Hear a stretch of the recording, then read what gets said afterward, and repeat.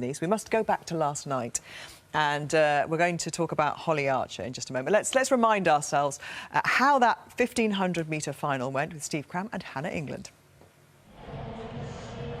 Katie Snowden still in a good position. Holly Archer still on the inside. Van der Elst just going through. Nobody's doing anything except pushing. Just heart and mouth stuff. I mean, anybody that's watching, any parents or loved ones watching this is going to have the heart in their mouth. This is just too much. All right, they are going now. It looks like Guerrera's really put her foot down, but everybody is involved. Everybody can handle this right now. Yeah, Holly Archer not in a good place and having to go around traffic. That's not the thing to do. And all of a sudden, the experienced Guerrero is struck from the front. Van der Elst trying to give chase. Barasevic trying to go past the other two Spaniards. Holly Archer has just been always trying to get through on the inside, not able to. Blocked off again. So Guerrero really trying to go a long way from home here. It's a long, hard run. There are still chances here for a medal. Holly Archer once more goes through on the inside.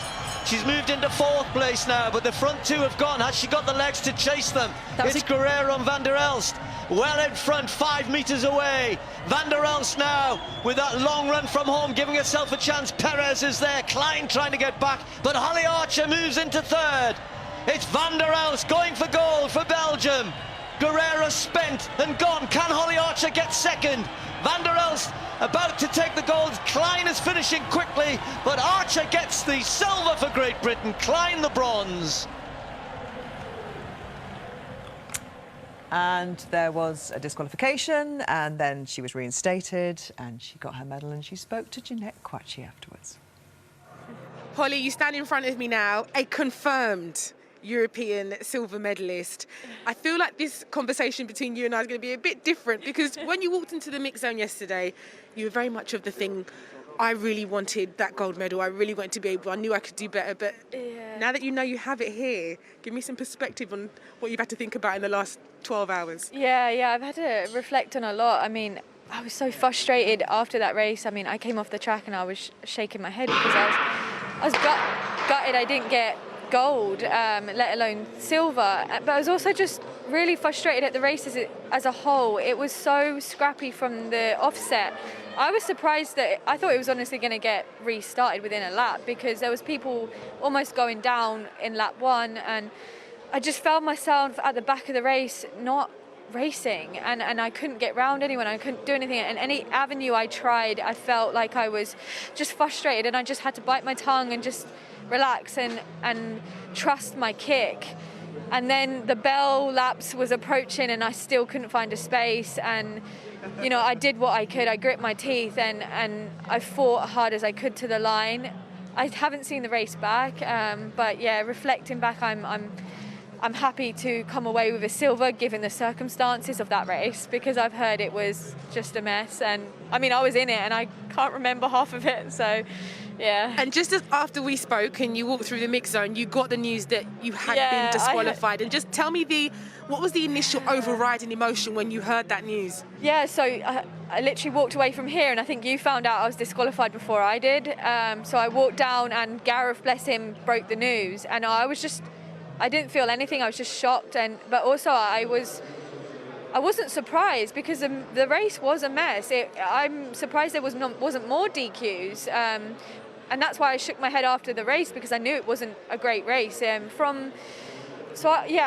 was a bit numb and a bit somber, and I spoke to a few people and they told me to just keep my head up, and I wasn't really sure what was happening. I just received a medal and then it was just taken away, so I was going through every emotion. And then in the warm-up area, I think I had a quiet 5 minutes, and that's when it sunk in, and I got upset, and you know, I was just gutted. I've worked so hard for that, and it just felt like it was taken away, and that was an opportunity that I don't think I'm going to get back again, and I will never get that back again, and I never get the gold again. And also, I'm strong enough to take that race on, and the plan was to take the race on from lap 3, and I couldn't get there, and I'll have to live with that, knowing that I didn't leave everything on that track last night, but I made the best of what I could given given how the race played out. But you've got this silver medal now. I've got it now. Let's have a look at that. Yeah. You know, it's got your name on it. Nobody indeed. can take that away from you. And Holly, not a lot of people will know.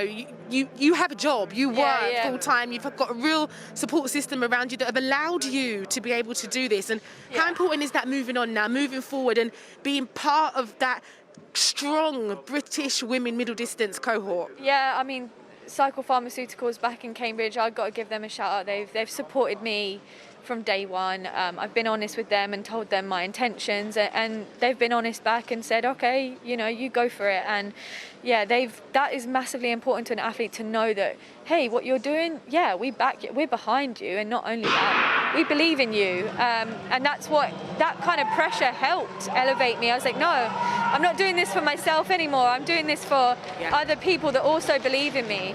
So yeah, I've got myself in a situation where I'm in the right place to go to that step now, and I'm going to do everything I can in the next couple of months to make sure I don't leave anything behind and I don't have any regrets. So listen, we are very excited to watch that journey, and well done. Thank you. I think that was a really impressive interview, and she comes across as a woman who has, well, as what she is. She's 27 years old. She's a chemical engineer. She's sacrificed so much to be where she is today on that rostrum. She didn't get it kind of easy. She wasn't in the GB squads as a youngster and then funded through. And a real lesson in perseverance. But also, I love Denise hearing her say, I've got regrets. I left something on the track. You know, how many times have we sat here and heard athletes kind of like, you know, fudge a little bit around a bad performance or a poor performance or something going wrong and say they're satisfied? And actually, I think I'd rather hear that. There's so many things in that interview that I really loved. And you're right, ownership, I think, is the word that really resonates. Taking ownership of your performance, accepting that you didn't make the right decisions throughout, but you knew that, you reacted to it. And she said the word frustration as well. And you kind of saw that in the race, because she was like, I'm blocked. I need to get out of here. So you could see that racing brain working all those laps. How am I going to make up for the errors or the positions that I'm finding myself in and still make it work? And that's the thing. She still came away with a medal. She still got that medal through her grit and determination. And I just hope she can transition all of that knowledge into what she does outside. Fantastic. And I think there is something about not coming through those junior ranks the way typically most of our athletes do, where she isn't expecting someone else to fund her her transition in the way that she's reliant on funding. And she's had the break from her pharmaceutical company supporting her. And so she's like, I've done it. They trust in me, they believe in me, and I'm going to show people what I can do. And that break, having, you know, been able to train better, taking more hours and focusing on her strategy and being a better athlete is paying dividends. Loved everything about that. Yeah, very gritty. And you know, she's been in the States at college, obviously, and then that's where she qualified with her pharmaceutical career. Whether she decides to come back now and train full-time in the UK, and, you know, she's travelling around a bit, she has been, so it'd be interesting to see the decisions she makes, because, you know, there's a good few years now where she can really have a great athletics career, aren't there? You know, 27. She can, and I just said she's got a good racing brain, she's clearly very talented, and, you know, the world's her oyster. It's working out what strategy works for you. Some people are full-time, some people still retain a job. You know, I used to very good friends with Donna Fraser. She always worked throughout her athletics career. You know, she had a small break, and it works for however you choose to make it work. Good stuff. Well, a completely different way of doing it is the way Jodie Williams has done it, and we're going to talk about her